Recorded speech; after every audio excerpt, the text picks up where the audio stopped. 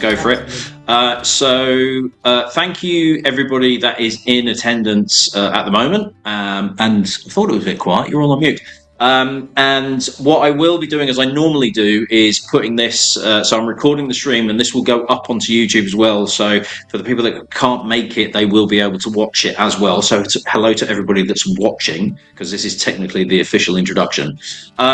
Some of you were on the tasting that we did with Four Roses last year, pretty much a year today, because it tied in with Valentine's Day again, where I'd managed to get hold of. I lucked out on getting the 2022, but I had the 21 and the 23 special editions. So I did essentially the small batch tasting, which was the small batch, the select, and then the 3 limited editions. I've got the 2024, but I thought it would be a really good opportunity to try essentially the whole range. So the core range plus this year's just gone limited edition to basically explore the entire range. Now, as we did last year, we've got Chris from Treat, who has done, I've sent him samples of all of these, and he has put together chocolates to pair with each individual one. Sadly, he can't join us tonight. His wife is basically taking him away for the weekend. I'm not sure if it's a Valentine's treat or is it birthday. It might even be both, but it's one of those things that he can't get out of, and I am absolutely not going to argue with him. So he's given me a load of notes, which I will go through. Callum wasn't able to make it, but we do have Ilaria, who is the Four Roses brand ambassador. So she is going to run you through the entire range.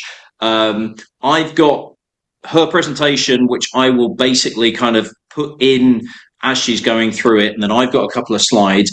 Chris has sent me the notes on the chocolate, so I will pretend to be Chris today and try and sound like I know what I'm talking about in terms of flavor profiles and pairings and making chocolate. Basically, I'm just going to read out what he sent me. And we'll put up slides and everything like that to give it a bit of context, just so you're not looking at this ugly mug. Ilaria and I had a bit of a chat earlier on today, and we've established that quite a few of you were on the tasting before, or you've done whiskey tastings, or you do know your whiskey. So we're not going to go too basic in terms of, the history of whiskey and things like that, but it does mean that she can give you a bit more in-depth information about the distillery, their processes, and things like that. I will try and keep up with the slides and the information to give you that visual context as well. I do have the chat is up. So if you do want to put any questions in the chat, I will try and feed them in as and when I can, but we will kind of open the room up as we go through if you do have any questions that you want to ask at the time. I'm getting better at remembering when I'm doing these tastings that the sample packs that you've got have lids on, so you don't have to drink all of it in one go. In terms of the chocolates as well, the way I'm going to do it is I've got a little plate with a sharp knife with the chocolate. I'm going to cut each chocolate in half and essentially do probably whiskey, half a chocolate, a bit more whiskey, the other half of the chocolate, because that will then give you that pairing element of having the whiskey on its own, seeing how the chocolate's affecting it, and then also how the whiskey afterwards is being affected by the chocolate. So if you want to try and kind of split the chocolates in two, it's a really good way of seeing how one is influencing the other. And if you've done these tastings where we've had Chris involved, you'll know that this kind of pairing element, he's really, really good at actually bringing new flavors out of both by trying one after the other almost straight away. So that's my process. Whichever way you want to do it, you can feel free to just neck the whiskey, shove a chocolate in your mouth, and if that's going to work for you, happy days. So, excuse me, while I'm joking, I'm going to try and hand over to Ilaria. And if you want to kind of like introduce yourself, give us a bit of background about yourself, would be really cool. Kind of like how you got into the industry, because that's quite interesting, I think, for a lot of people in terms of how people like you and I kind of got into the industry and what we kind of like our interests and how we got there. And then if you want to give that background information about Four Roses, and then we can kind of work our way through. Absolutely. Well, first of all, very sorry if I'm not very English. I'm pretty Italian. So if I do speak weirdly is because I'm still learning. 7 years are not enough, apparently, in England to manage the perfect accent. I started though 18 years ago in the industry as a bartender. I work for 10 years in Italy, 11 in Italy, bars, restaurant, and on and on. Then I moved to London. I've been managing, I don't know if you ever been to Annabelle's, a nice members club in London as a head bartender for 3 years, and other location like Mr. Fogg. I've been in Isabel and on and on. I opened one of the biggest at the time whiskey bar in Mayfair, that is the Pine Bar. Nowadays is a way more offered in London, especially. We have Drums, we have Odyssey, we have so many whiskey bar opening. That's great. This means, first of all, we can sell more, and second, we can drink more. And it's fantastic. I joined For Roses 6 months ago. I left the bar to actually start to do what I like the most, talk and teach to the new bartender, talk with the consumers, talk with whoever is actually interested about the product. Of course, as I hear, you already been through masterclass, you already been through a lot of whiskey, but very quickly, I like always to remember where it happened, the whiskey for the first time, and it was 1494 in Scotland, so actually very close to us. And it started as a water of life. We take it very seriously, the fact of water of life. That's why, as For Roses, we've been one of the few that managed to go through the prohibitionism. So during the prohibitionism, the majority of the distillery closed down, and we were lucky enough to be smart. Actually, our second owner, Lawrence Jones, he was quite smart, and he decided to swap the idea of whiskey as a libation, as a spirit, to a medicinal spirit. That was fantastic. That made us very big before the 1943, before Seagram actually bought us. That's been a little bit of a weird time because in America we stopped to sell our product, and it was just in Europe and in Japan, the distribution. Actually, in the 90s, what happened that Kirin, our actual owner nowadays, he bought the distillery, he bring back the liquid how it was. So he actually managed to restore, thanks to Jota, and nowadays thanks to Brian Elliott, he restored the fantastic idea of the 10 recipe that we're gonna see, of course, in a moment. And he come back in America with the distribution. We always been, of course, produced in America. We are actually a straight bourbon, so we are producing Kentucky. There are quite very strict rules for as much concern bourbon, for, of course, the 51% of corn inside of our mash bills. And then we have, of course, fantastic. We have, of course, the age statement that it needs to be, first of all, for a bourbon in general, it can come from any part of America, so it can come from all the parts of the States, but it needs to be in a new American oak. For us, that we are a straight bourbon, you need to have on top of the bottle a legislation in case your liquid is distilled less than 4 years. You cannot call it bourbon if it's aged less than 2 years, but until 4 years, you need to write it on the bottle. On our bottles, sorry, I don't have the small bottles, I actually have the massive one. On our bottles, you don't have any age statement. Why? Because our youngest spirit is actually 5 years aged. So this is our original, where you're gonna find all the 10 different recipes. This one is 5 years, so we don't need to write anything on it.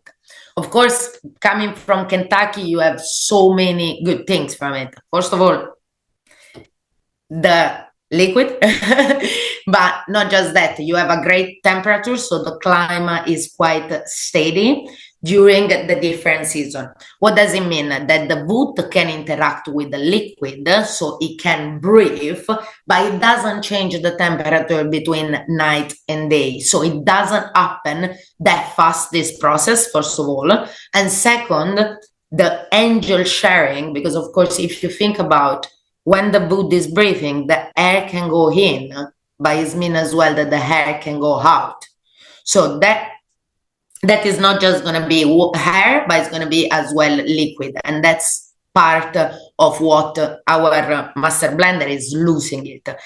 Again, if you have this phenomenon, this breathing of the wood too often, for example, think about very hot country, in the day they are, Mexico, for example, in the day they are very hot, in the evening it gets quite colder.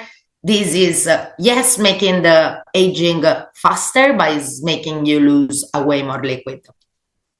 What we do in Kentucky, we do have a different temperature between the season, but then during the season is quite steady, the temperature. As you can see, our distillery, the beautiful yellow building, is actually our old patency. That is our fantastic distillery, quite Spanish look. We took it in 1910, and you can see that the season are quite different.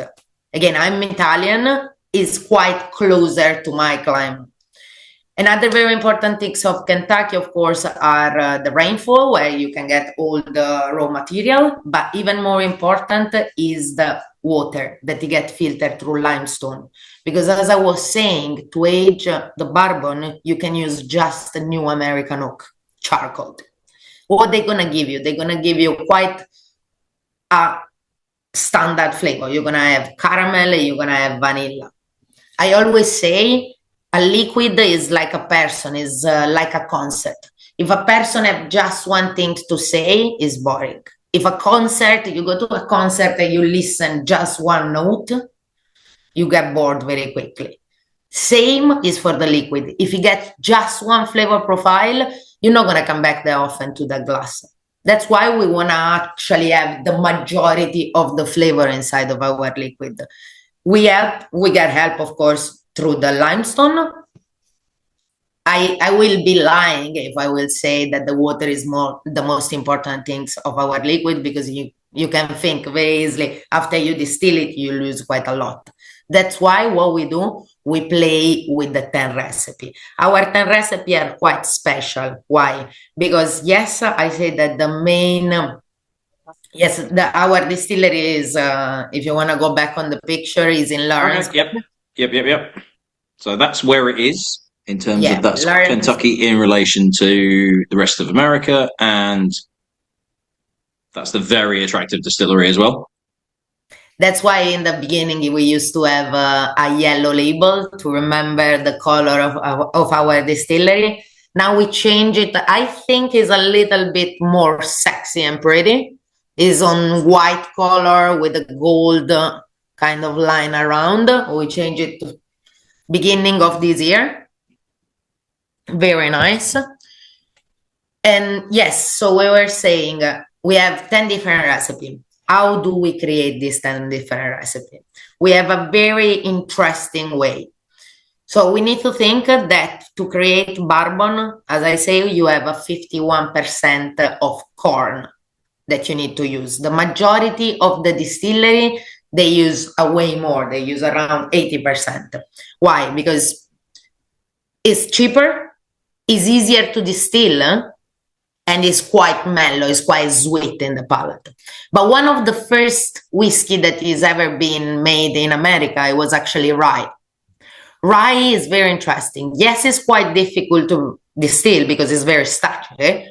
And second, is quite expensive as a production. But the good part are that you got through the rye quite spicy notes, quite rich bouquet of flavor, and even on the palate is quite bodyful.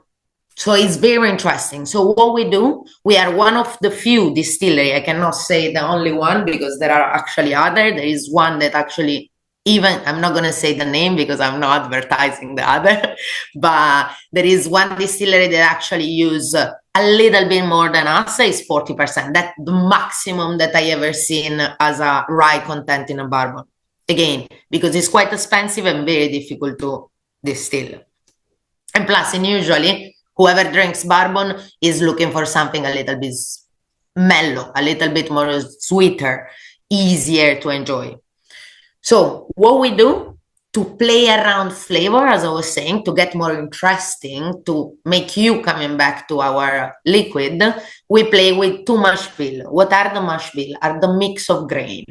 We have the first one that, as you can see, is the mash bill E, and we go for a regular 75% of corn, 20% of rye, that's still quite high as a content, and then of course 5% of malted barley. We always gonna find it in bourbon, Scotch whiskey, any kind of whiskey, you're always gonna find barley. Why? Because there are some enzyme inside that help us to actually start the alcoholification.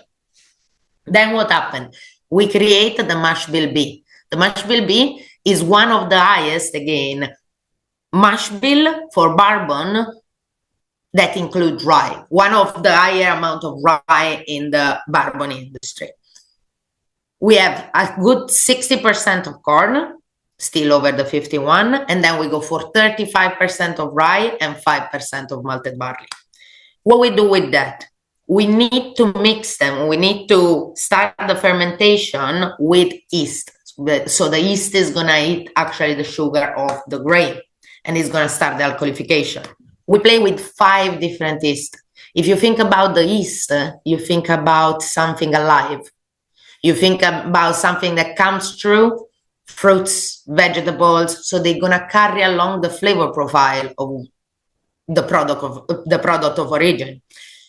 I'm a little bit crazy, and I create a very funny way to remember the different yeast, because for us, the yeast are like songs. So we give them a name, and they do have a character. And of course, I had to remember them by heart. I can always have in this case, it's fantastic that I have the screen with the name and the flavor profile. But usually when I do masterclass or I talk with guests, I cannot just have that. So what I create a funny way and easy that it can help you as well in case you want to remember our yeast, is connecting the name to the flavor profile. So for example, V, we have very delicate fruits. And then we can carry on with the K, that it got K spicy notes, so quite spicy notes. Then we go for O, rich fruit. And usually I go for, oh, rich fruits.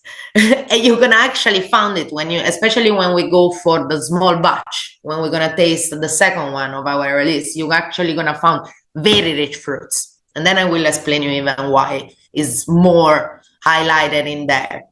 Then we go for Q, quite floral, so quite floral notes. And then we go for the last one, that is,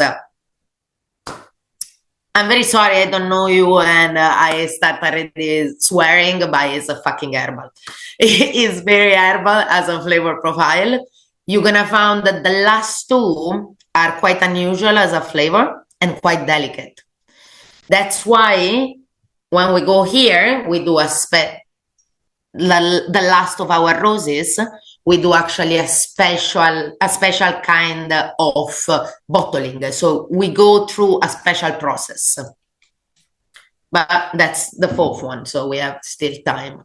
So what we do with this 2 different mash bill and 5 different yeast, we singularly blend. Of course, we blend them together, but singularly, we ferment them, singularly, we distill, and then singularly, we age them. So in the end, our fantastic Brand Elliot, that is the master blender, is going to have 10 cases in front of him, 10 barrels with the name. As you can see, there are numbers. Oh, sorry, that's me. Hang on. Oh, but I was trying to be clever and do that. There we go. Right, that. There we go. There are 10 different numbers over there. As you can see, from 2 mash bill and 5 yeast, doing singular blend, you get 10 different recipes. Easy enough. Our master blender, how we recognize then which one is which. it gives them a name. So the first letter for all of them is always O. Easy to understand because our distillery, the beautiful one that you see before, we bought it in 1910. Before it was called All Partensy, All Partry. Sorry, my accent is terrible. All Partsy, and it was actually the distillery where they now do the same brand that now does Igerer. We bought that location in Lawrenceburg in 1910, and from there is For Roses, but we keep the name. That's why the first letter O stands for All Partensy. That is actually For Roses. Then we move on the second letter that is always gonna change, or in B or in E. That's our mash bill. So I can recognize which mash bill is going to be in the different barrel. Then we go for S. S stands for straight bourbon because we are a straight bourbon. So it's always going to be there. The first one and the third one, they're not going to change. Of course, the last one is about the yeast. So we can have our delicate fruit, we can have our spicy notes, we can have our rich fruits, floral notes, and herbal notes. This is what we do from under 36 years to create this bad boy. So all the 10 different recipes are actually being thrown to create one liquid, to give it different length of flavor, to give different kind of an harmony, kind of a concert of notes in your mouth. Again, our idea is to actually have something interesting to drink. Even though we go for 5 years of aging, and this is the lightest, I will say, I don't really like the word entry level, but is our easiest to get, easiest to enjoy, and is 40% of ABV. How we create this? After we do the fermentation, very easy. Sorry, I was going to say, do you want to start trying your first one while she's telling you about this? Exactly. So let's move on. Yeah, so let's get our first one in your glass. If you've, looks like you've already on it anyway, to be fair. And I will throw up the. Where's it gone? That one. I do have the fermentation ones as well. If you do want to talk about that. Yes, absolutely. Yep. So first of all, I know everyone knows how to drink the whiskey, but I did one masterclass with a gentleman that actually shocked me when he explained me how he used to drink his whiskey. And I'm sure every one of you saw it online and on. Is the fantastic Richard. And he actually makes sense from Dalmor. He actually makes sense what he says.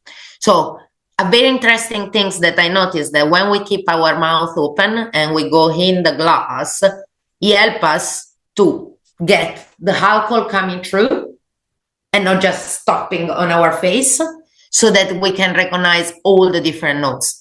Fantastic things is to say hello to your whiskey so that your mouth is wide open. So say hello to your whiskey. Hello? How are you?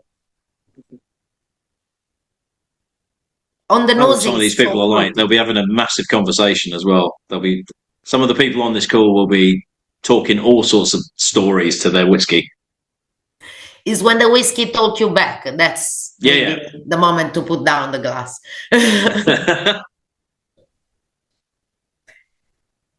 Oh, it's fantastic. So our fermentation is actually open fermentation. So we do a massive tank of sippers, and after the fermentation, we just go for 8% of ABV. It's a kind of sour beer. And what we do with that sour beer, of course, the open fermentation, the cool things is actually that it can get even more flavor in the liquid because it takes the hair, it takes all the kind of beautiful notes that they are around the distillery in the liquid.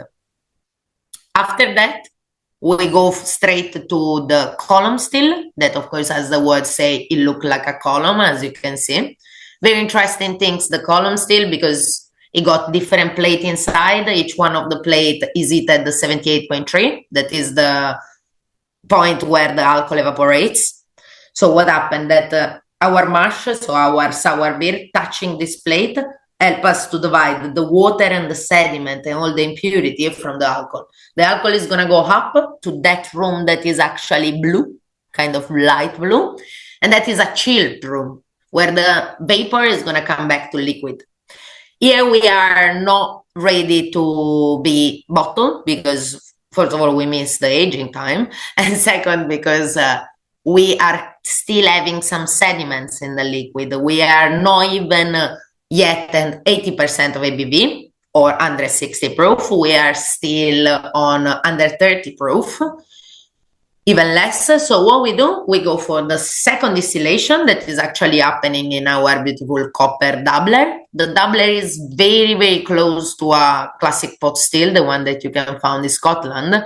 The difference is that you don't have this kind of candle that goes on another still, but what you have two roots in the same still. The bottom one is going to be, it usually is heated from an alive flame, but we like to control. We like to control our temperature and our liquid. So what we do, we create a kind of wheel that spin around on the bottom room with plates heated again at 78.3. Moving the liquid, what is going to happen? That all the sediment going to go down very quickly, and the vapor, of course, the liquid touching the plate, it becomes again vapor, is going to go up to the second room that is again chilled and is going to come back to liquid, away cleaner, ready to go for the barreling. But just after we lower it down a little bit, because from 80% of ABV, if you have a beautiful barrel, first of all, very expensive barrel, because the barrel are quite expensive, but very nice charcoal that you want to get all the flavor of caramel and vanilla that you can already taste in the original. When you go at 80% of ABV, you are burning down everything. So what we do, we lower it down a little bit at 60% of ABV before going in the barrel. Sorry, I'm going to have a little taste as well.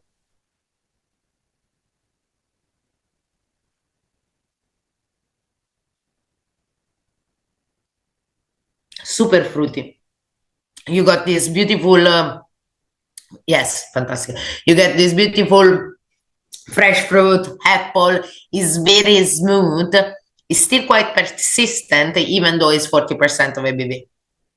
Another very interesting thing, how we manage to actually keep our product always consistent and to as well keep our barrel, because as I say, are 10 different recipes. Each one of the aging can go in different direction if you don't control your warehouse.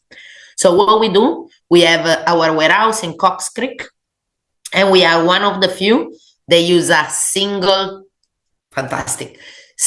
story rack. What is a single story rack? So if you're thinking usually in the distillery, they stack, in the warehouse, they stack the barrel one on top of the other. This generates temperature and doesn't help the angel sharing, first of all, because again, change of temperature, high temperature, make you lose liquid. And that's not what we want.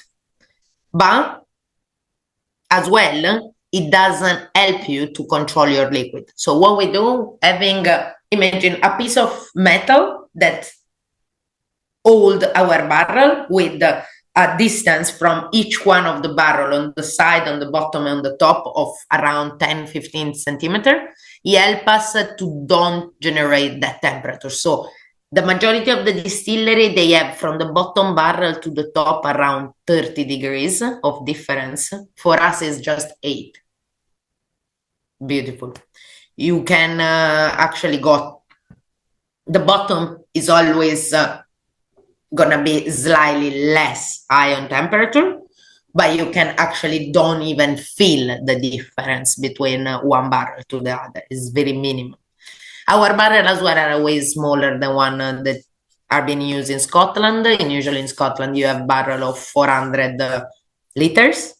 For us are 53 gallons. 53 gallons, 250 liter.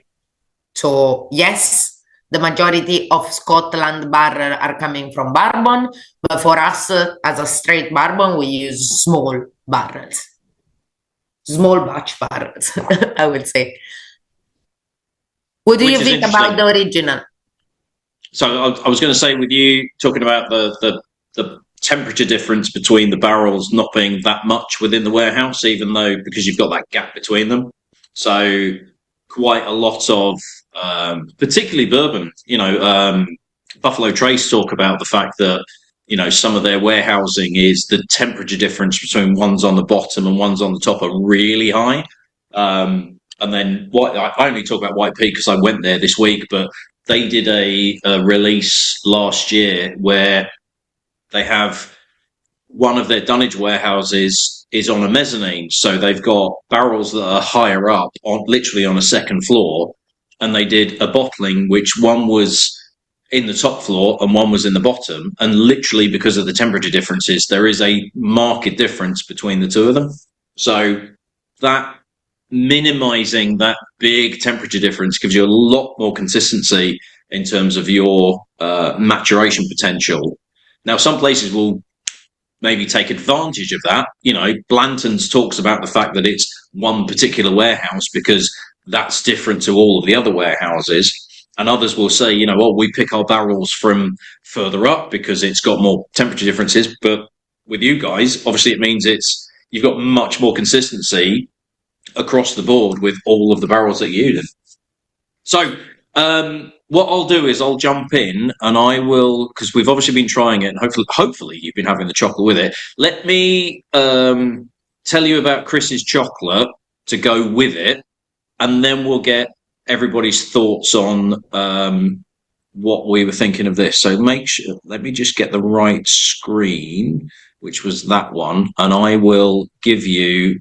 So this is from Chris. Now, so Chris gave me a load of notes, so I will literally just read them out because this one in particular is quite interesting. So the original, and I still always call it yellow label, which I think is what it says on the system, but the original this is one of his favourites for basically a classic old-fashioned, and he shows off a little bit here because he went a few years ago. I went to the Fat Duck in Bray. Woo, get you.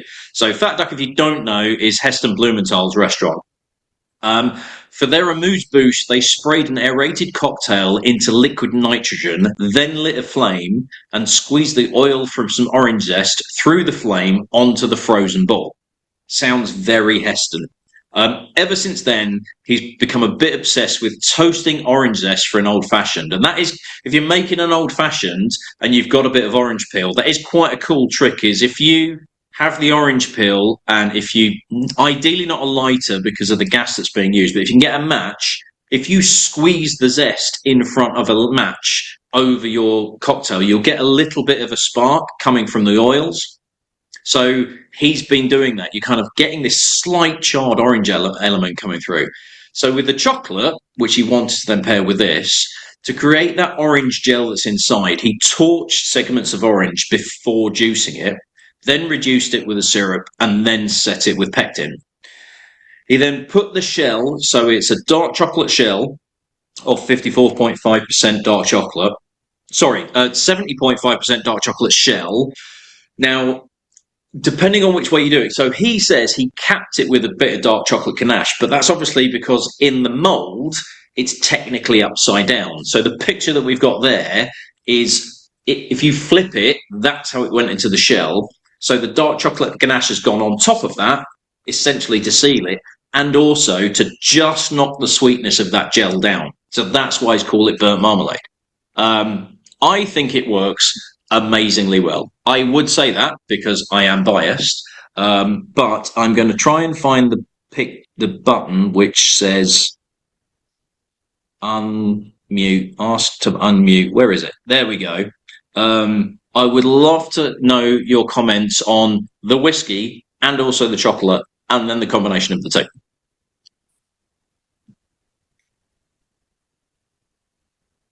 I think it's great. I love marmalade. I love marmalade for breakfast. I could happily drink that whiskey for breakfast with my, marmalade.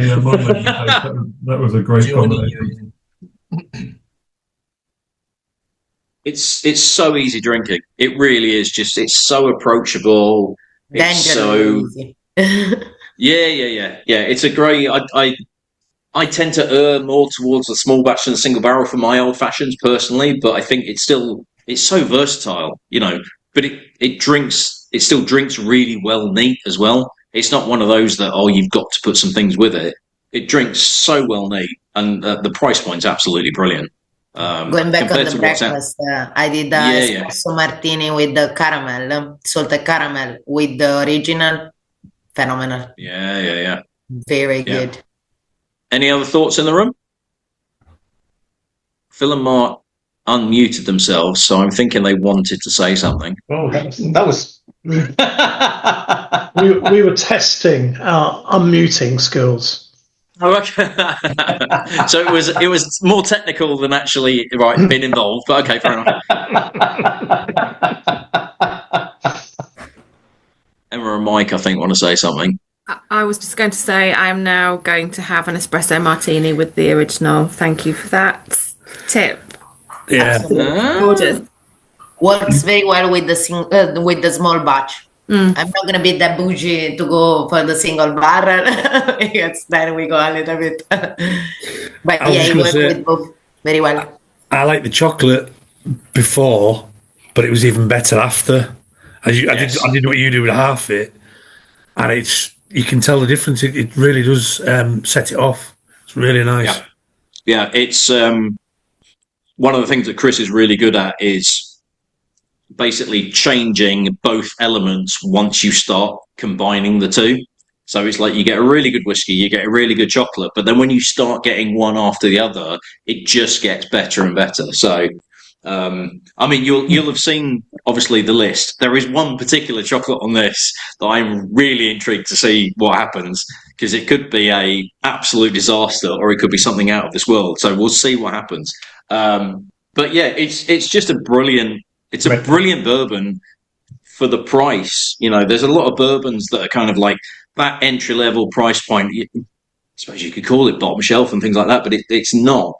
And it just blows most other things out of the water. There really is that, like you say, that complexity.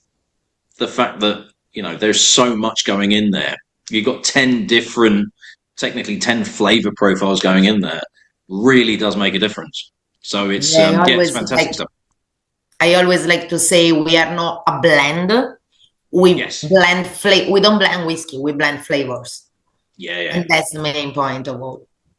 Yeah, absolutely. I believe for the next one, you should tell me before the flavor profile of the more than the flavor profile. You should tell me before to watch on the bottom of the chocolate, because I just I did want to see what you were saying before, but it was gone. Right. So so let's do this then. So let me go back to this. So if we look at, do you want to look at the chocolate first then before we look at the? Yeah, I think so. Okay. Right. Okay. No, that works for me. Because otherwise I start to talk and it's difficult to stop me. Sure. Okay. So on this one, hang on. Which one's this one? So that's that one, because I've got it in my little pot hits. Right. So Chris did this.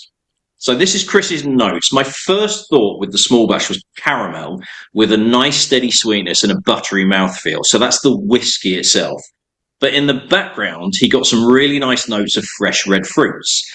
So his first impulse was raspberries, but there wasn't any tartness in the whiskey. So he then kind of went back to strawberry. So what he likes to do with caramel, and if you've done his tastings before, you'll know his peppered caramel in particular is absolutely incredible. He likes to dial that sweetness back in caramel. So he takes the sugar a long way until it becomes like very dark. Before he then kind of, just as it's coming acrid, he then just like almost as it's becoming burnt, that's when he then kind of like dials it off. He then adds the butter. to stop the sugar from really burning, and then whisks in cream to add volume. Once he's done that, he then puts it back on the heat and adds some strawberry puree. So you've got a caramel that's more towards that like darker caramel. So you're getting a little bit of a sort of burnt element coming in, which is really going to help with that sort of charriness that comes through a bourbon, along with the fruitiness. So he's cooking it down, the caramel's starting to thicken, and basically then covers it in a pretty standard dark chocolate shell that he's got in there. So he's getting that red fruit element that's coming through, as well as this caramel element that he's picking up from the whiskey itself. So, it's fantastic. Ilaria, let's go for it. The caramel actually is one of the main notes. A lot of people, when we taste the small batch, they tell me it feels like a Christmas cake in my mouth. It feels like Christmas. And it's actually kind of true. The funny things of this one is that after under 36 years of running this, a little bit less, let's say, after under 20 years that we were running this, we actually discovered that we have 10 different liquids to play with. So why do use all the 10 for one and not play around? So what we do, we went for 4 of our recipe. So again, we have our 2 different mash bill blend with 2 of our different yeast. We're going to go easy enough to remember is okay. So we go for the rich fruits and the spicy notes with both of the mash bill. So 2 per 2 is 4. Of course, thanks to the spicy notes of our yeast, we're going to boost the rye. So in the beginning, you're going to have a very spicy sensation in your mouth, like you are drinking rye whiskey. That's why this liquid is great if you want to do a great Manhattan style with a little bit more fruity nose and a little bit more mellow flavor. But it's amazing even on its own because it got so much complexity. We go up to 45% of ABV. So even the ABV is going to help us to have a way more flavor in our palate. Again, on your tongue is going to be quite ticklish, and then we go for a very fruity sensation. Just beautiful. On the nose, stone fruit, you have a bit of, caramel, one of the main, a bit of vanilla. But then when you go on the palate, again, it feels kind of like a rye more than a bourbon. Because I did notice that you like the recipe. I have a very nice recipe for this one. You can play, if you want to do drinks, you can play with the same amount, 25 ml for as much you concern small batch. Then you add 25 ml of sweet vermouth, 25 ml of triple sec, and 25 ml you can play or with blood orange or with mandarin or with cranberry. Beautiful. That sounds absolutely amazing. I might have to go do that right now. That sounds phenomenal. We actually get it as one of our signature cocktail. I mean, someone got Lynchburg lemonade. We have our red rose. Funny enough, Lynchburg lemonade has been a bit of a problem for the company that decided. I'm not going to say Jack Daniels. But who could it be? Who could it possibly be? But they had a little bit of problem because the bartender that created the Lynchburg lemonade, didn't actually want to give it to Jack Daniels. It just made it, and they took it. This recipe that I just told you, I created, so I cannot claim back my recipe. Because I work for the company, so I'm happy enough that they're gonna get it. It's very nice. It always works. That sounds amazing. It's a really good Manhattan Boulevardier Vieux Carré. Blooded Sand. Yeah. All of those kind of like deep, dark whiskey cocktails. My God, that chocolate works well with it. Jesus, it's absolutely incredible. Right, let's see. So let's get people's thoughts on this. I mean, to be honest, the chocolate on its own is mind-blowingly good, but like with the whiskey, next level. I think I pressed ask to unmute. There we go.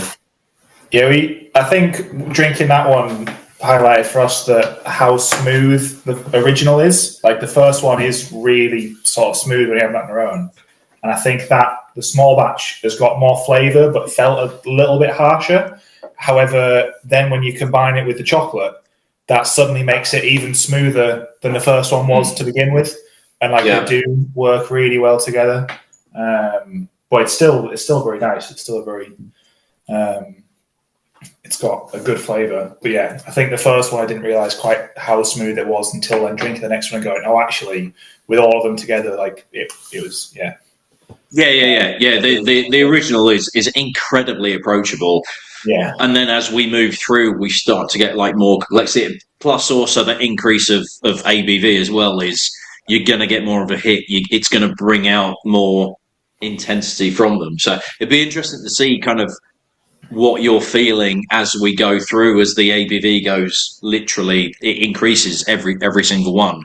But yeah, that chocolate element really does just any edges that were in that small batch kind of just smooths it off a little bit. I hate the word smooth, I'm trying not to use it, but sands those rough edges off. The fruitiness as well, I don't think Chris has seen the tasting notes, but the fact it talks about caramel and red fruits, it's almost like he's read it and then gone, oh, well, I'll make that then. Because it works perfectly. It's absolutely brilliant. Like I say, small batch is my go-to for the old-fashioned. Anybody else have any thoughts? I'm getting a lot of spice from it, and also almost get an orange taste from the whiskey. There's almost an orange background, but that chocolate pairing was fantastic. Very good. It's a superb whiskey. It really is. And yeah, it's. I'd be interested to see how single barrel.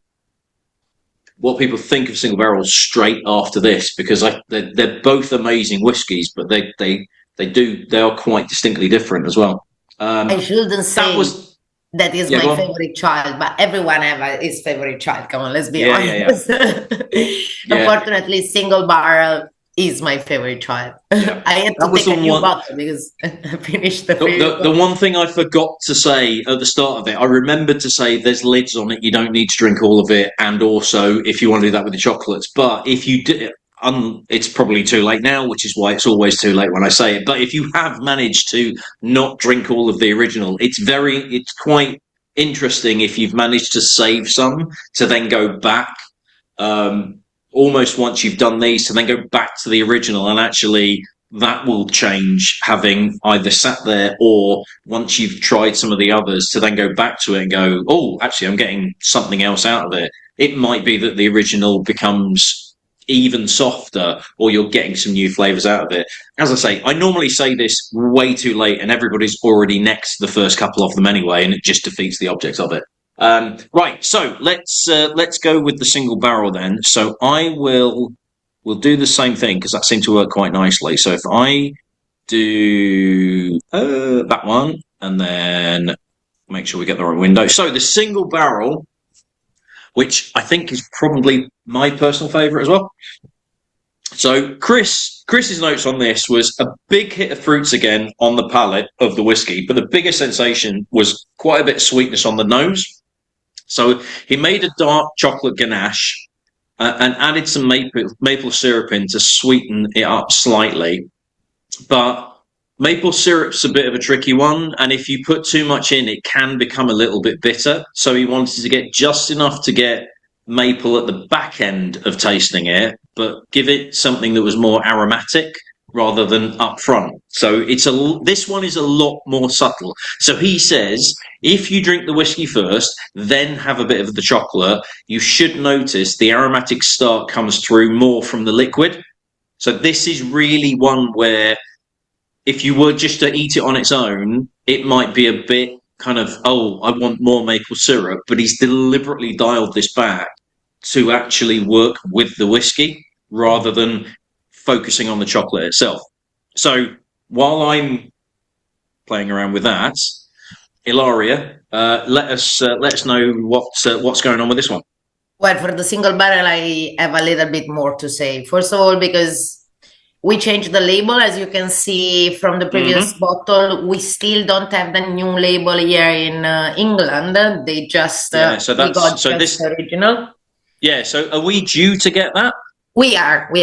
Okay, and we are finishing these labels, and then we start with the new one. And it's going to go to that. Plus, I also have a question for you about, because there are some new single barrels coming out, and I noticed that there's a couple of places that are listing it, but I think they've got it from America. I don't know. Yes. So we are the only distributor here in UK for as much concern for roses, unless you buy straight from America, that it can be from different sources.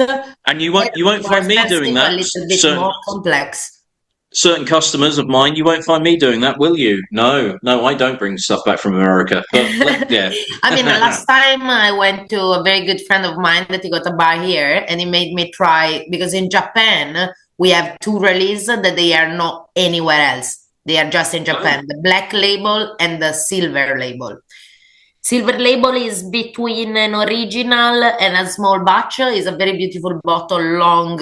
It got the Four Roses image in silver. It's like a touch. It's fantastic. And the black label, I haven't tried yet. I need to go to Japan. Or I'm going to wait that he comes back again in Japan and bring me the other. But yes, if you go wherever and you bring back the bottles, do not worry. Just call me. I'm going to come to your place and try your whiskey. And that's it. No, excellent. Yep.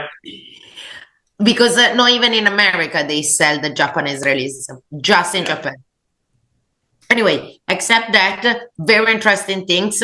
Of course, all the bottles that we do are very sexy. I like to think that 43% of the consumer, even if it doesn't look like in this call, but are actually women, especially for bourbon.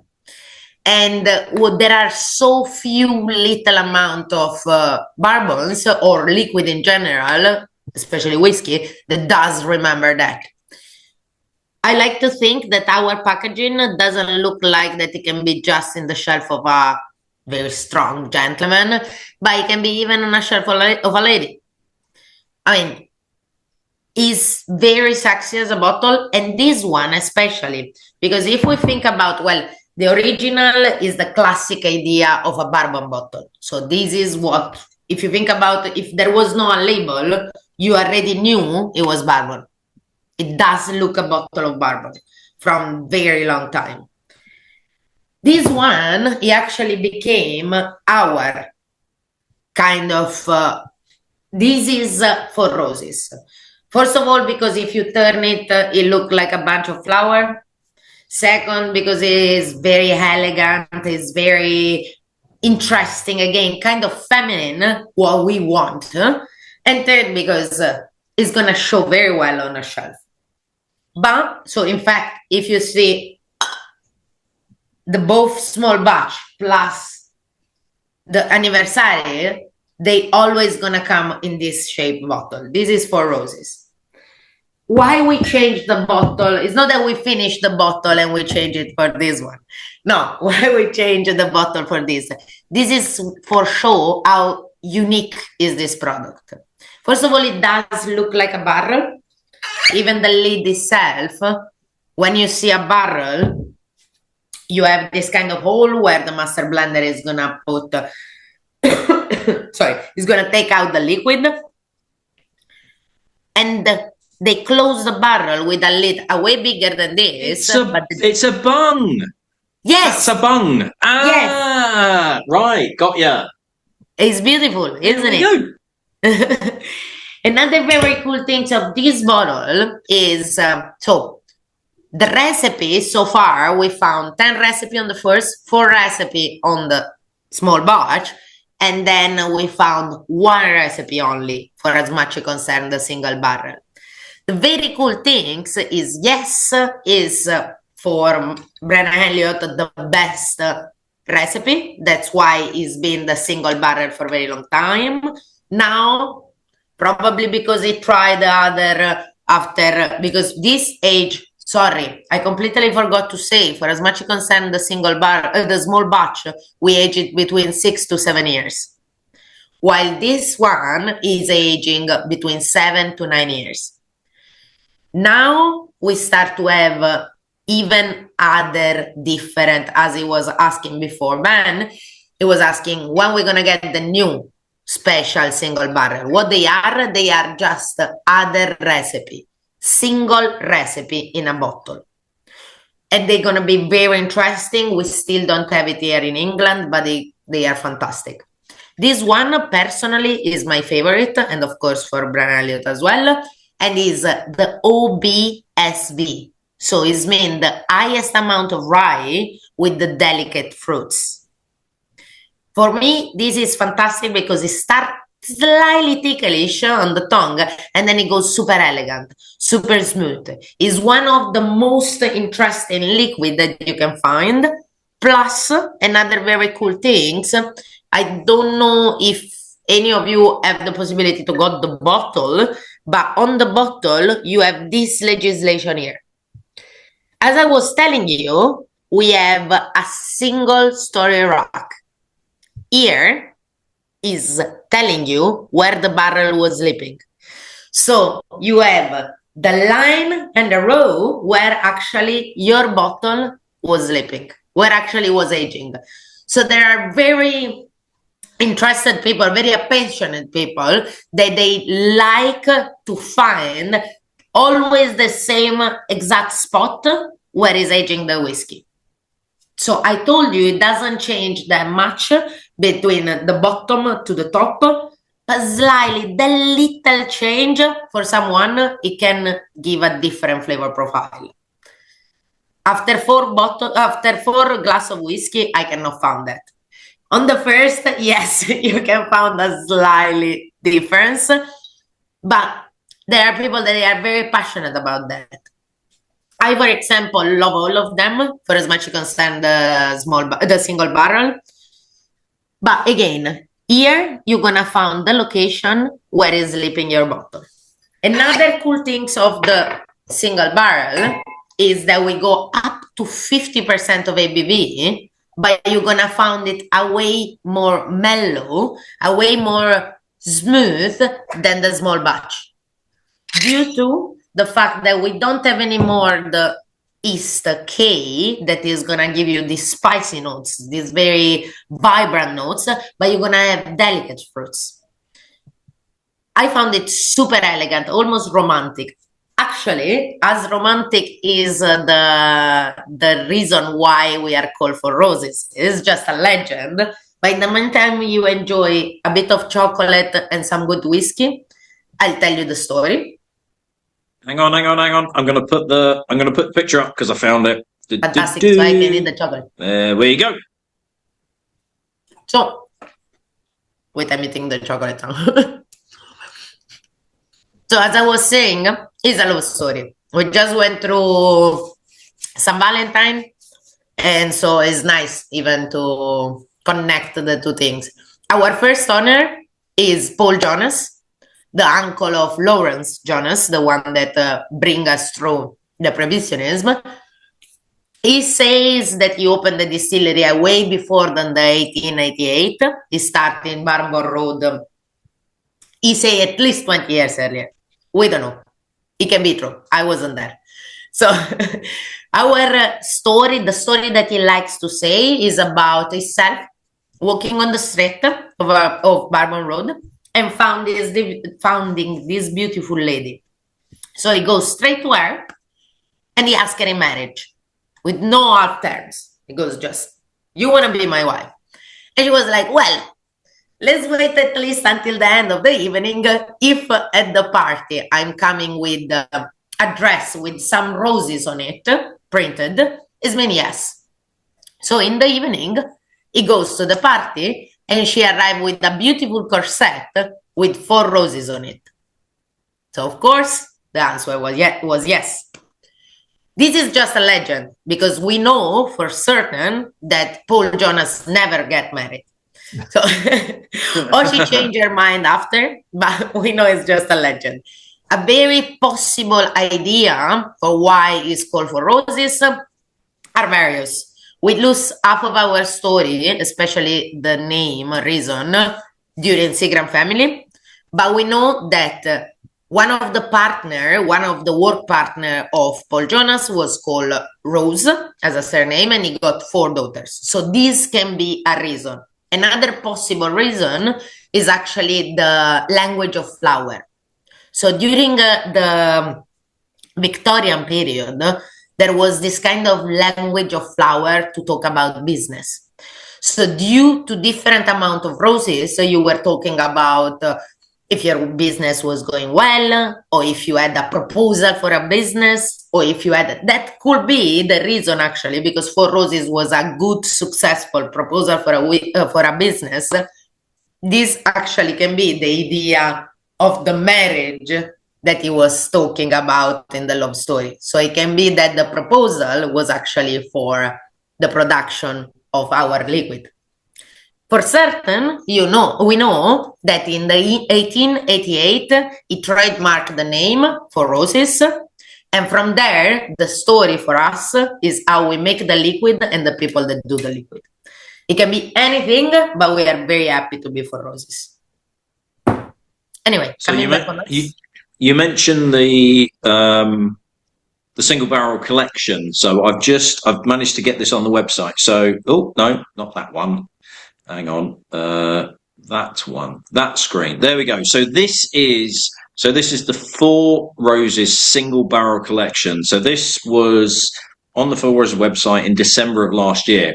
So the current one, so the one that we've got is OBSV, which is that one, and there are OBSF, OESO, and OESK. So there are also 3. I thought there was 4, but I guess it's that one is the one that we've got at the moment, and then there's another 3.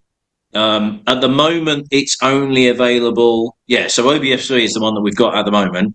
Early 2025, but it seems like this is Brett. Yeah, Brent Elliott, even. So this is at the moment only available in the US. Yes. Do we know if it's going to come to the UK we will get it. At any point? We will get it. For now, I'm talking with David, my boss, the gentleman that is taking care about bringing the liquid. We are still waiting a little bit longer. We don't have the okay yet from USA to actually start distribution here. Of course, again, if you manage to get a bottle, it's great.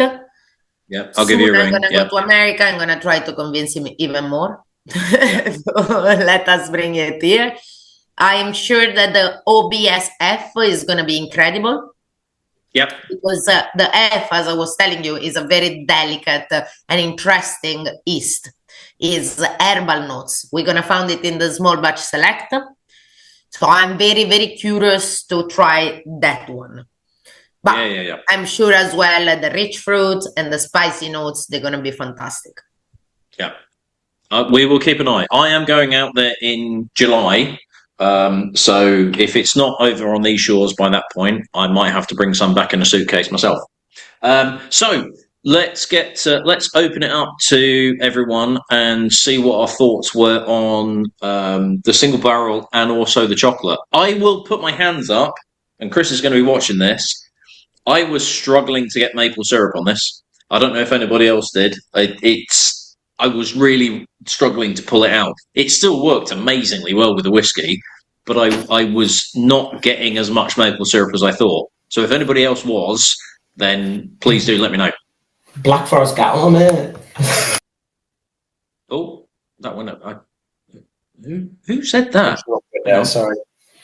Oh, there we go. Yeah, go on. Say that again. I didn't get it. I was just saying that it was more of a dark, more of a treacle, definitely with the because it's got a dark chocolate in it. I think it was more treacly than the maple syrup. Yeah. But it goes well with it, and I think after drinking the the single barrel and going back to it, it kind of brought out more of the chocolate and made it seem sweeter and made it nicer. Oh, not nicer, but like brought out more of that sweetness, and like they did quite well. Yeah.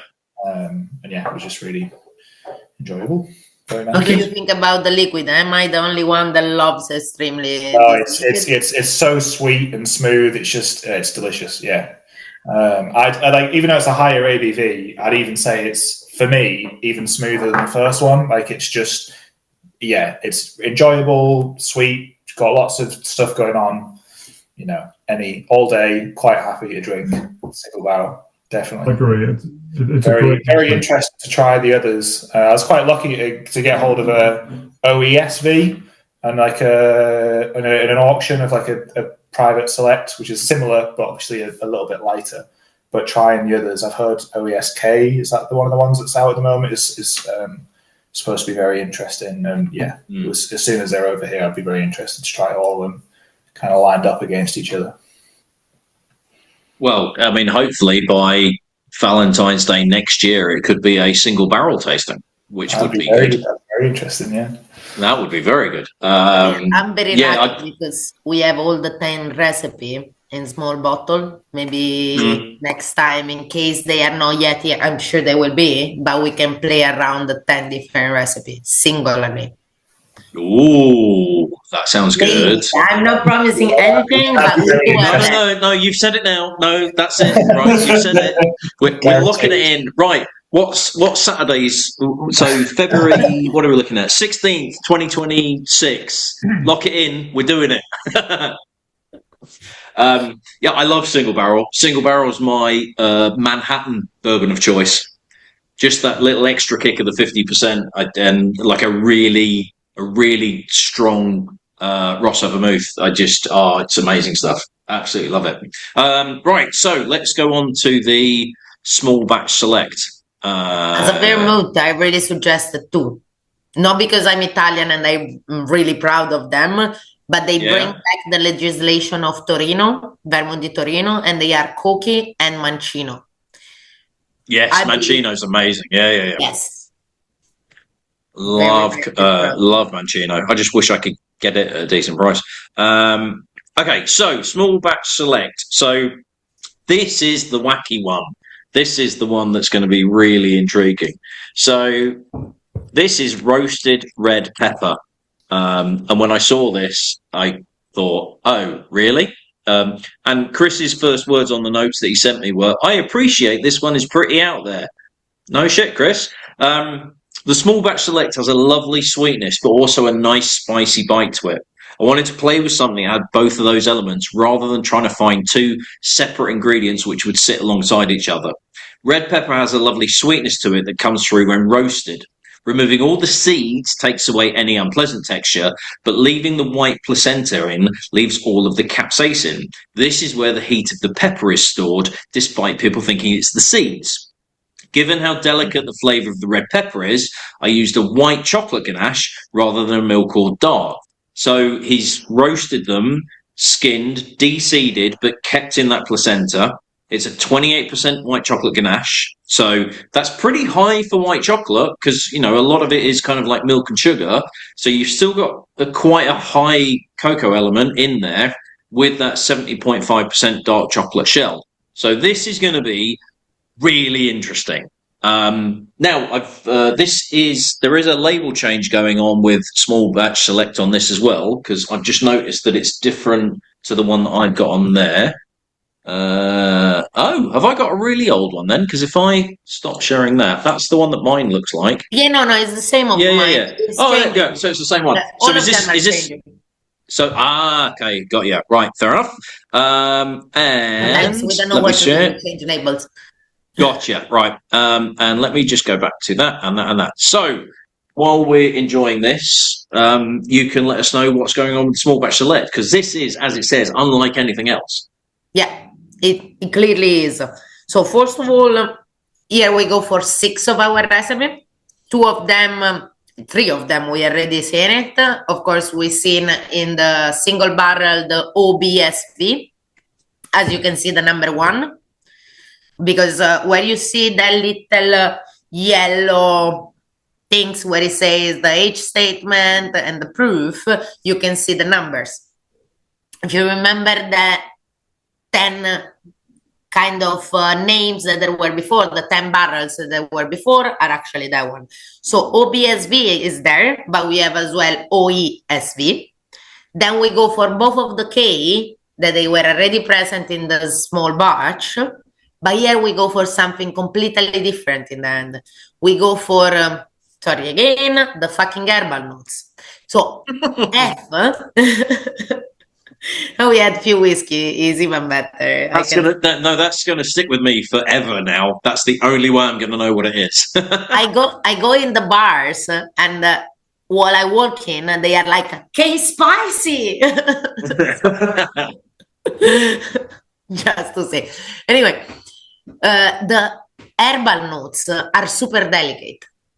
Are very, as a yeast, is very easily to get lost. What we do for the other 3 whiskey, after the aging, to remove that oily and fatty kind of body, we chill filter it because it comes from the wood, it comes from the distillation, it comes from the yeast, it comes from everything. You're gonna have a little bit of fat coming through. That fat, if you add some ice in your glass or if you add some water in your glass, it's going to become a kind of viscosity.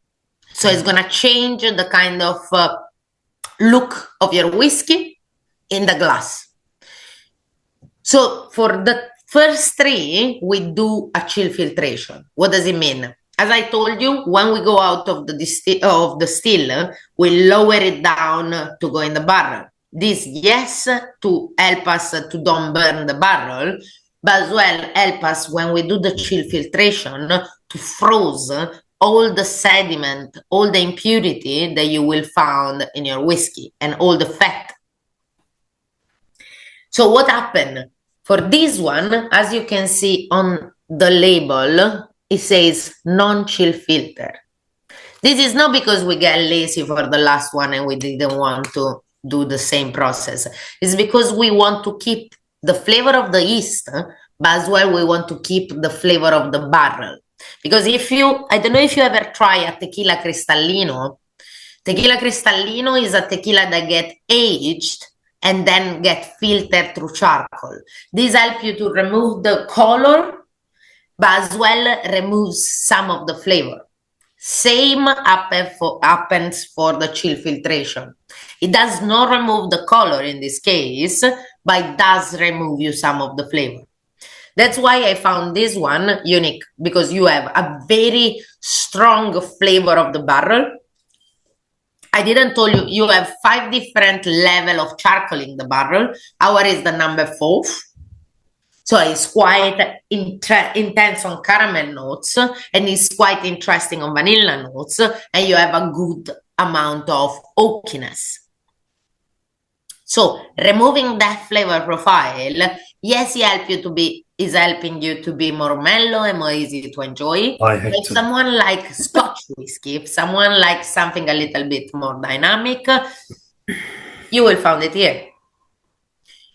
Plus, what happened with the herbal notes on top of the oakiness, you're gonna find mint, you're gonna find licorice notes, kind of eucalyptus. So I always say is the good combination between freshness of the herbs and oakiness of the barrel. It's amazing. Last time to a tasting, a gentleman was like, it tastes like my toothbrush, and I was like, which toothbrush? Toothpaste, sorry. And I was like, which toothpaste do you use? Please tell me. It doesn't taste to me as a toothpaste, but no answer are wrong. So please let me know what you found. I think is the most interesting whiskey bourbon at least, I ever tried. Because you don't have the possibility to play again with barrel. You cannot have an ex-sherry cask, you cannot have an ex-wine cask, but you can play with this. And this mint flavor, licorice notes, never found it before.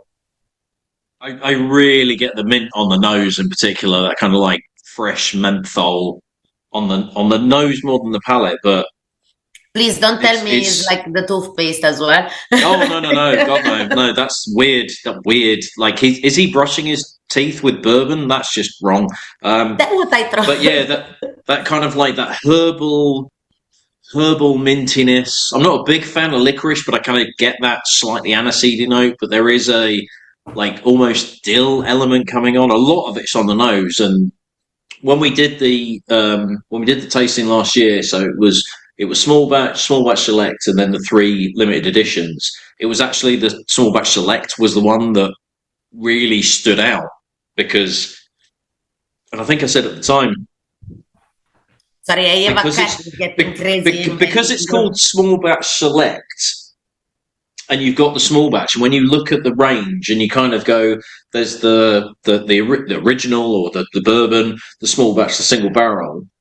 The small batch, the name small batch select almost does it a bit of a disservice because you've got that association with the small batch, and it almost, it's like it needs another name. But I get why it's called small batch because it ties in with the bottle and the brand and everything like that. But I think it's absolutely amazing. I think, to be honest, I think for the price point as well, I think it's compared to what a lot of bourbons offer at like 80, 90, and the way it's going at the moment, 100 plus pound, that sort of thing.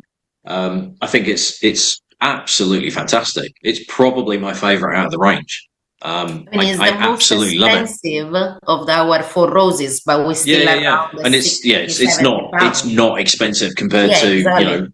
Certain brands out there. Right, I'm really intrigued to see what people think of the chocolate and how it compares to it, because that red pepper is definitely there, but it works. Weirdly, it actually works, and I don't know how. So I haven't got I'm very new to bourbon and whiskey, and I really love the single barrel, and I found that this small batch one it just tasted a lot stronger and slightly kind of a little bit harsher to me. But when you've had the chocolate, which I thought was incredible, it kind of made it slightly smoother. So it just kind of tasted sweeter and made it slightly smoother when you'd had the chocolate. But the chocolate was really different. But lovely. Have you got any water to just add a little drop into it? Yeah, just a little drop would just open it up a little bit if it's got a bit too much of a bite. Yeah. Okay. If you've got any left, obviously, we go to 52% of ABV. Yeah. For me, I went the opposite way. I don't think the chocolate. I love the chocolate. I think the chocolate was amazing, but I don't think it really matched up well with this. Okay, I'll cut that bit out when I send it to Chris. No, the chocolate was amazing. I absolutely love the chocolate. But yeah, I think this out of the ones we've tasted so far, I think this is my least favourite whiskey bourbon. Okay. Yeah. I don't know why. Is it the herbal note? Possibly, yeah. Is it that? I could see. Yeah, I can kind of see. This is the one that's got more. And I kind of talk about high notes and low notes, and this is the one that's got more higher notes. It's like herbal and mint and everything like that. That's kind of up there rather than vanilla and caramel and everything like that. So I could see how this might not work because of that sharper notes, I suppose you'd call it. Yeah. I think without adding water, the single barrel is probably the best at 50. Once you get to 52, it's getting slightly on the strong side. The chocolate was amazing. I prepare a lot of chilies. I can really understand what he's done. But the pairing didn't work quite as well for me personally as some of the other ones. But still an amazing chocolate, incredible chocolate. Yeah, it's one that I think on its own. When you look at it and go roasted red pepper, bloody hell, that's weird. It works surprisingly well. It didn't quite match as well as some of the others, but I'd love to see that with maybe something else. The whiskey, I love it. I think it's absolutely brilliant. I think it's superb. But I am very, very biased. Anybody else in the room? Yeah, so that's I'll let you guys. Ben, Euclidine toothpaste is what you're looking for. Sorry, say what toothpaste? Euclidine toothpaste is what you're looking for, which is the toothpaste this tastes like.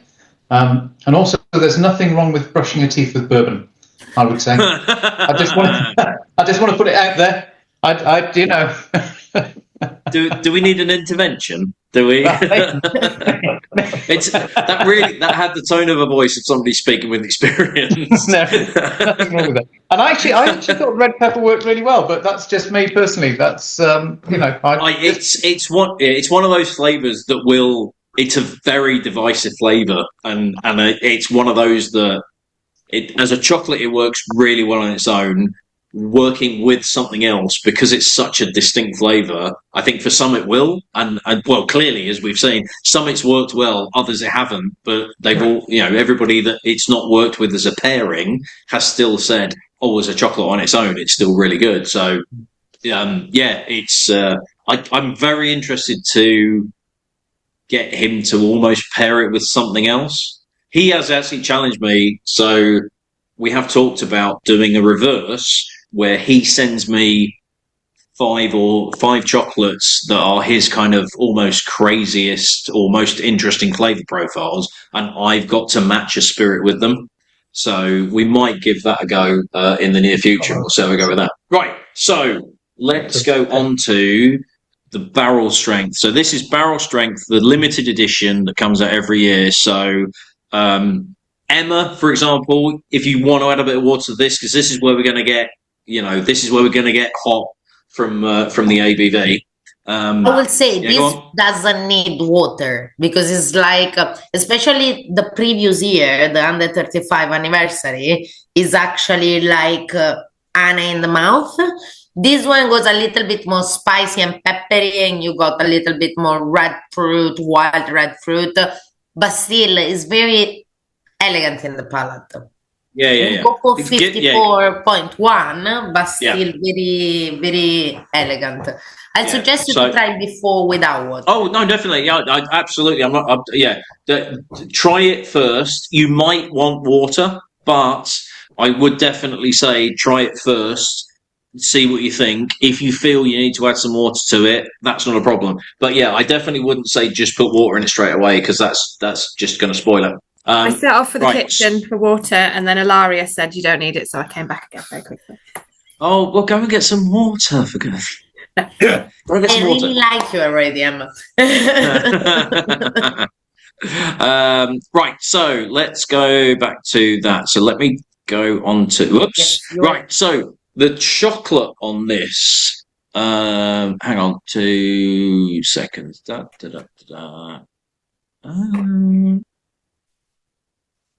There we go. Right, so the chocolate for this one, get rid of that, is whipped honey. I've cut it in half, and I've noticed it's already starting to actually drizzle out in the middle.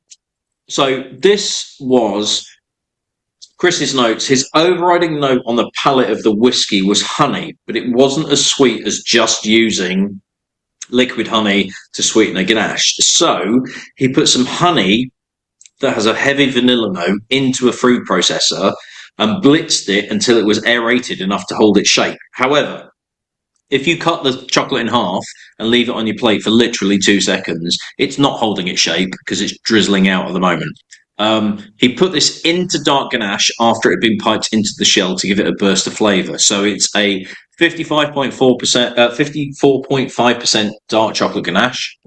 We've got this whipped vanilla honey in kind of like a bubble in the middle, and then a 70.5% dark chocolate shell as well. It looks incredible, just because of the colour that's in it as well. And so this is an annual release, and I do have on the screen what the bourbon recipes are that go in this, in terms of this is old stock, and this is 4 different mash bill stroke yeast recipes that are going in there as well. So fill your boots, Ilaria. Yes. So as I was saying, every year, so we have our 4 stable liquid, so our 4 stable bottle, our core range. that they are always the same, and we are very consistent with that. Especially because I think when you go to buy a bottle, anything, it can be wine, it can be whiskey, it can be tequila, it can be mezcal. Don't buy anything else because the rest is not worth it to be bought. No, I'm joking. Drink whatever you like, but anytime you go and buy something, it should be consistent. So if you buy something that you like today, in 20 years' time, you should go back to the shop and buy the same flavor profile. You shouldn't have a surprise and drinking something different. For this one, completely different story. This, we are talking about a limited release. So every year we do create our anniversario, and every year is different. And usually we go for 6,000 to 4,000, so 4,000 to 6,000 bottle. They are not all coming to England. We get around less than 1,000 bottle per year. Funny enough, they get sell like 1 second. In less than a month and a half, one of my favorite shops for liquid is Jerry's in London, and of course Amatus as well. They get sold out in less than 2 months. So it's a very interesting liquid. First of all, they get sold out because our price, even for the anniversary, is unbelievable. We start with £165 when we put it in the market.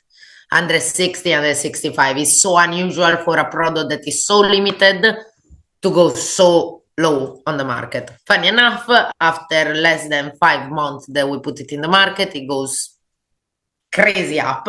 For example, the under 35 anniversary, that it was the 2023. So we launched the anniversary every time more or less in the end of the year, because for us it makes sense. Is the 2024 because it aged until the end of 2024 almost. Otherwise it will be 2023. And talking about 2023, that was our under 35 anniversary, we put it in the market at under £60 on 2023. Nowadays you found it for no less than £350. It's crazy. I did try to get a bottle because I was going to do a tasting for some friends. My bottle was almost finished, so I was like, I want to bring them a full bottle. No chance. I was like, it's fine. You're gonna taste the almost finished one. I'm not gonna pay £350 from my own pocket. Not because it's not worth it, but because if I'm gonna give it to someone else, at this point, I'll buy it for myself. Anyway, coming back on us, this liquid, as we were saying, is the mix of 4 different recipes. So funny enough, when I've been talking about the under 35 anniversary, everyone was like, oh, wow, it's under 35 years old, the liquid. No.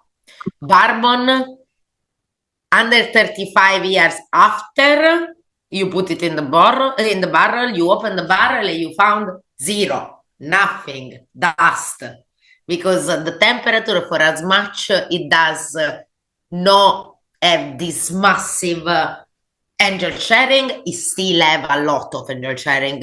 Thinking about Scotland, so in Scotland you can age something for 90 years, 80 years, and that's why they like to put it on the bottle, because you are spending a lot of money to keep that barrel over there, but you are having not that much angel sharing that we have in Kentucky. In Kentucky, after 25 years, you already have, or 20 years, you already have half of the bottle, half of the barrel. Because the 4 seasons that we experience are helping a lot the aging process, but are making us lose a lot of the liquid as well. So, thinking about tequila after 8 years as well is more or less our 20 years. So it depends where you are located in the world. You're gonna lose more or less, and you're gonna age your product faster or slower due to the temperature.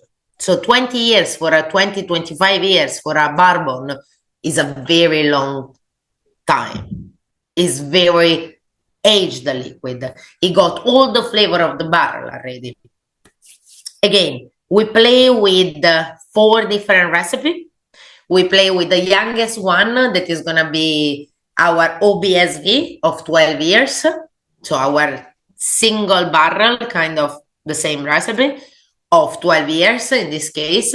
Then we play, because when we age a product, doesn't matter if it's the same recipe. With the aging, you're gonna develop different flavor profile. That's why we have 2 of our recipes that they are the same. So the OBSV, you're gonna find it on 12 years and on 20 years. And then we play with the OESK. So we're gonna have a light amount of, so lower amount of rye, but very high spicy notes. And then we play with the OESF. That is a lower amount of rye, but a very interesting herbal notes. That's why this liquid, you're gonna find it kind of spicy in the palate, but on the same time very full. It's very interesting. It's very dynamic, very different from the under 35. Under 35, so the previous year, the 2023, it was very closer to honey in your mouth. While this one is closer to the small batch. So it's a little bit more dynamic, it's a little bit more interesting. I personally, again, this is very subjective. Everyone got his own palate and no one is wrong on the tasting note. I did prefer the under 35 years because I like more sweeter notes on the palate. That's me.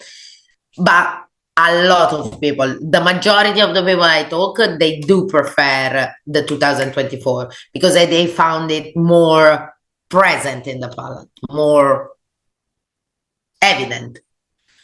Let's go for it.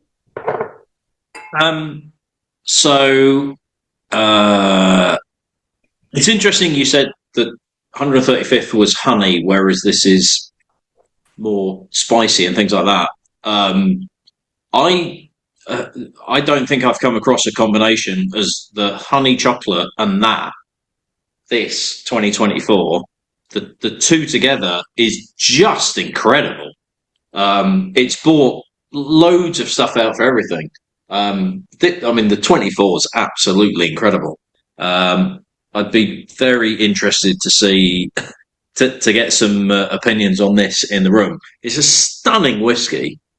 And the chocolate pairing just works incredibly well. It might just be me, but this absolutely blew my socks off. I'd say so. I did the tasting last year where we tried the 21, 22, and 23. Having the 24, I think personally the 23 may be my favourite whiskey I've ever had because of what you said about the honey, the smooth. It's just really sweet. But the 24, I'd say, is the fruitiest of any whiskey I've ever drank. The 24 for me has the strongest fruity notes, and I really enjoy it. I really like it still, and it's up there as one of my sort of favorite whiskeys I've ever drank. I prefer the 23 because of that honey, sweet, just pure, just deliciousness. For me, that's what I go for in a profile. Yeah. But for the 24, it's still lovely. But for me, it's much heavier on the fruit. After having the chocolate, I then tasted a lot more of the spice, the pepper, of those kind of notes came through stronger after that. But yeah, it's still fantastic. Still very. I don't know you, but I think we should go to drink together. We have the same palate. As long as you're paying, that's absolutely if there's 4 roses there, that's fine. I'll be there. Yeah. If we can get it on expenses, it's all good. Yeah. If I can get a version of that cushion you've got behind you as well, that'd be excellent. Oh God, yeah. You need to drink a lot of 4 roses for this. Yeah, we can do that. That was amazing. It was an eye-watering explosion of flavour with the chocolate and the whiskey together. Incredible. Yeah, absolutely amazing. Absolutely brilliant. There's a bottle of that going on the Grand Whiskey auction at the moment, which finishes on Tuesday next week. It's £130 at the moment, but it's so it'll probably go for about 200 or so. Oh, interesting. Oh, okay. Well, that's good to know, because I might have something to say at the end of it anyway. At the end You of say this. 135, you found it. The current bid is 130, but which means, and we've got several days to go, so it'll probably be about 200 by the time we get to Tuesday. Online, yeah. No, online it goes. If you go in a shop, they charge more. But I suggest you to take it very quickly. It's gonna change that price. Okay. Just putting out there at the. I mean, we're pretty much at the end anyway, but I will have some prices and everything like that in order to, if you were wanting to buy a bottle, because I have a deal on, as I normally do with tastings and everything like that. But yeah, anyone else in the room? Any thoughts or anything like that? No, we're all being very shy. I didn't put water in. Yeah. If I drank this one first, I don't think I would have enjoyed it initially, because it does feel quite a lot stronger. But I got a lot of honey and the citrus. So like Mike said, he didn't get the citrus, but I felt like I'd got a lot of the honey and the citrus. And when you had that chocolate, Ben, as you said, like that combination of honey, it just kind of almost became even sweeter. It was I really enjoyed it. Cool. Yeah, excellent. Yeah, no, the chocolate brings out loads more from the whiskey, and the whiskey seems to bring out more of the chocolate as well. That to me is probably the best. Personally, that's probably the best combination of the night. Of those two, it was. It just absolutely blew me away. So I will do what I normally do. Hang on, which is that, and then I go to the end going. That's all, folks. That is the end of the tasting. Before I go on to if you did want to buy any bottles, does anybody have any questions for Ilaria in the meantime? Is there anything about Four Roses that you might have a question for her while she's here before we finish off? I do. And Ilaria, we were talking about using, I think it was the original in some sort of so it was like 25 original, 25 vermouth, 25 triple sec, and then there was something else that you added to it, and I can't remember what it was. So that was the small batch. For the original, I say the recipe, but you can use as well the original, of course. You can write it down. For the espresso martini, I will use 50 ml of original, 20 ml of salted caramel, and 50 ml of coffee. And that's it. If you want to add a touch of cacao liquor, even better, but that's up to you. Otherwise, for as much as concern the red rose, that is our own creation, you can play or with the original or with the small batch. Both of them really work. One is going to be slightly more ticklish, of course, on the palate. Very interesting in both of the way. You have 25 ml of Four Roses, 25 ml of sweet vermouth, 25 ml of triple sec. Strongly suggest if you want to use Italicus, but that's Italian style. You can use any orange liquor you can find.